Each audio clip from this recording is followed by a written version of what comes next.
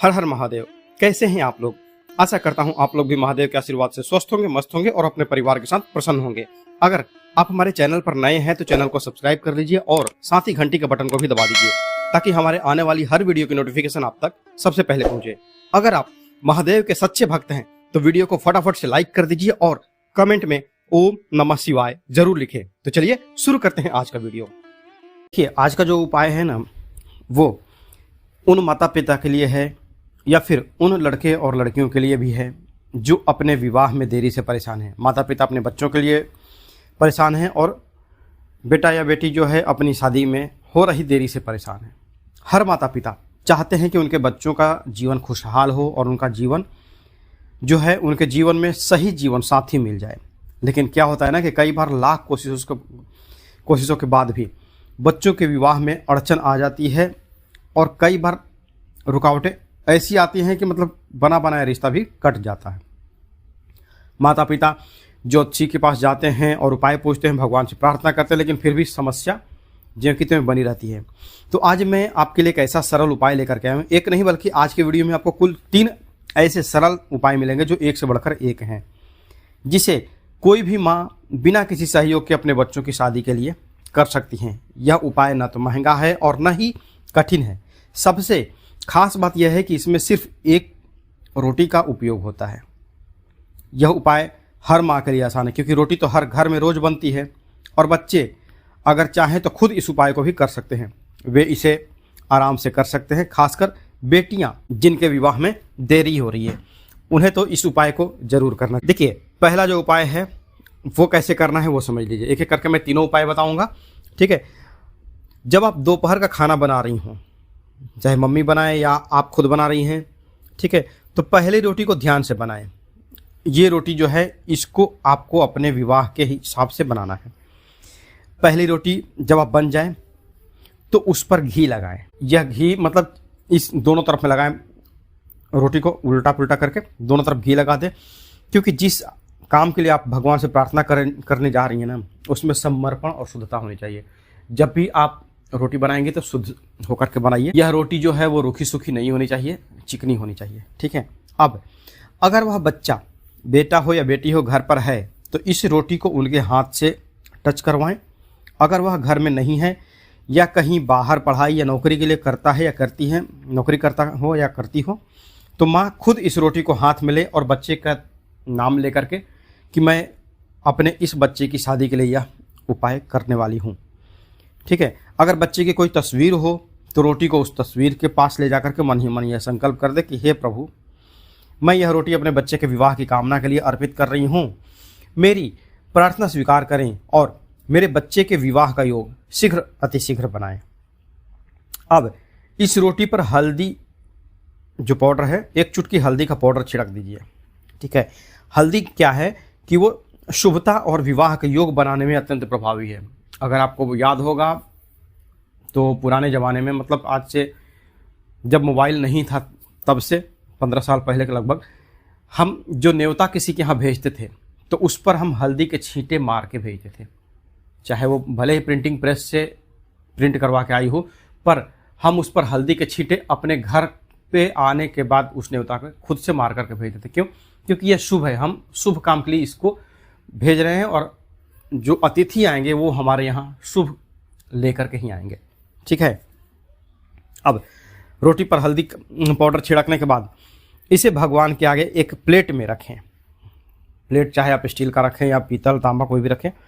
अपने घर में किसे आप इसे अर्पण करेंगे इस रोटी को, आप चाहें तो इसे भगवान श्री हरि विष्णु को अर्पण कीजिए या भगवान श्री कृष्ण को अर्पण कीजिए या फिर भगवान श्री राम के चित्र के आगे, अगर फोटो है तो फोटो के आगे, नहीं तो अगर मूर्ति है तो मूर्ति के आगे उनको इसे अर्पण कीजिए। अब मन ही मन भगवान से प्रार्थना करें कि हे हरि नारायण, हे प्रभु, मेरे बच्चे के विवाह की बाधाएं दूर करें और उसके लिए योग्य जीवन साथी का आशीर्वाद दें।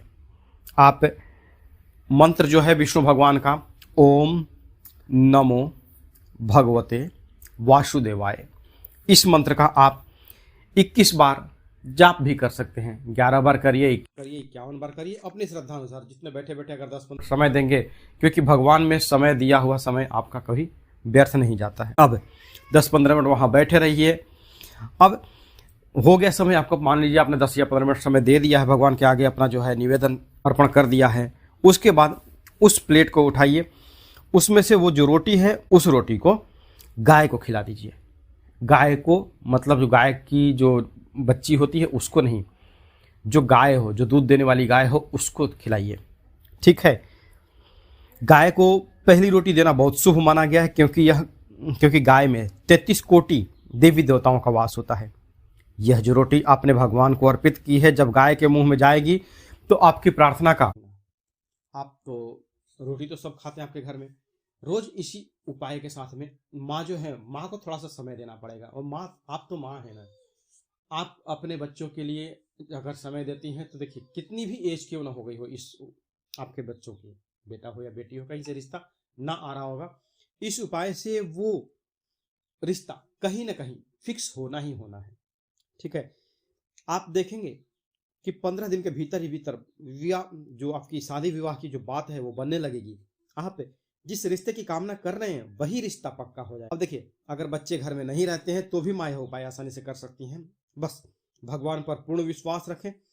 यह कोई अलग से मेहनत वाला उपाय नहीं है, यह सिर्फ आपके घर में रोटी बनती है, बस उसी से उपाय है।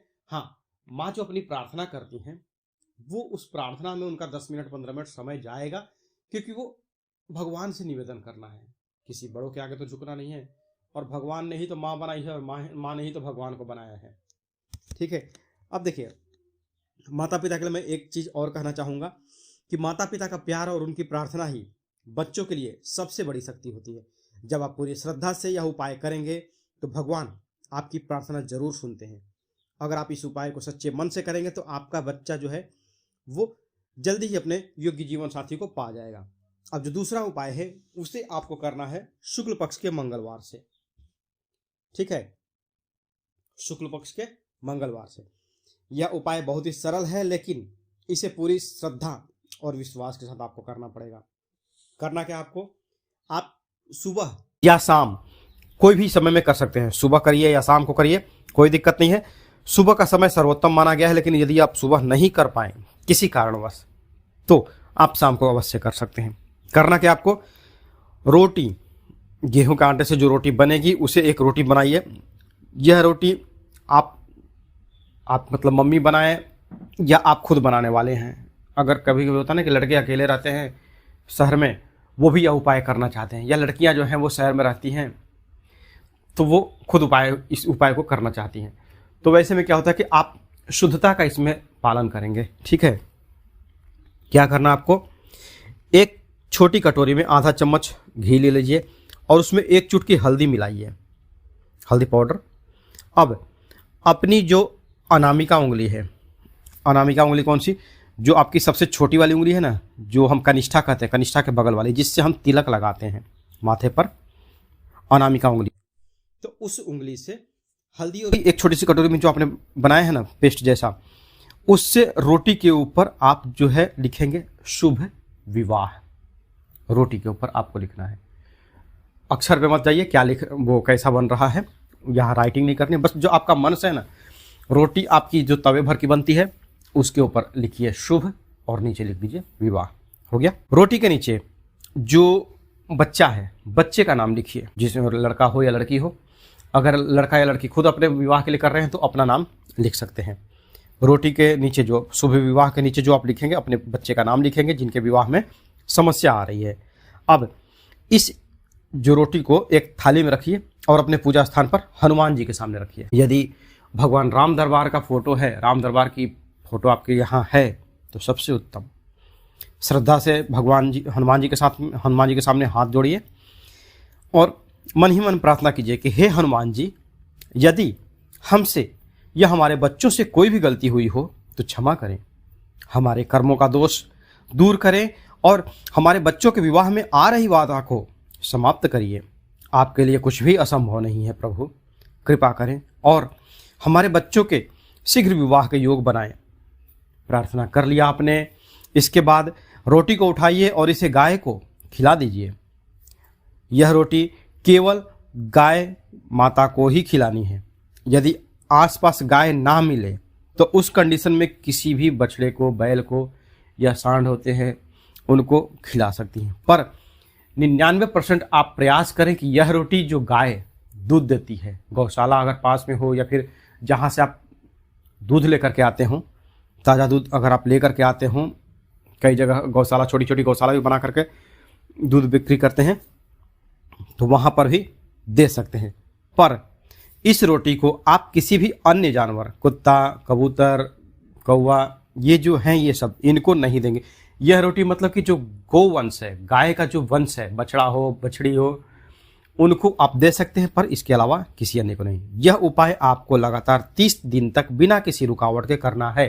पर कंडीशन यहाँ पर एक और आ जाती है कि यदि माँ कर रही हैं या फिर कोई लड़की कर रही है इस उपाय को, अगर बीच में हमें ब्रेक लेना पड़ा, तो हमें अगर छुट्टी लेनी पड़ी, तो इस उपाय में आपके यहाँ जो भी व्यक्ति रोटी बनाएगा, ठीक ना, उनको आप रोटी बना करके जो निवेदन करना है वो आप बोल सकते हैं। क्योंकि विवाह जो है आपके यहाँ जो भी बनाने वाला होगा, मम्मी बनाएंगी या तो फिर बेटा बेटी बनाएगा कोई भी, तो इसको जो भी बनाएगा फ्रेश होकर के ही बनाएगा और वही जा कर के खिला सके।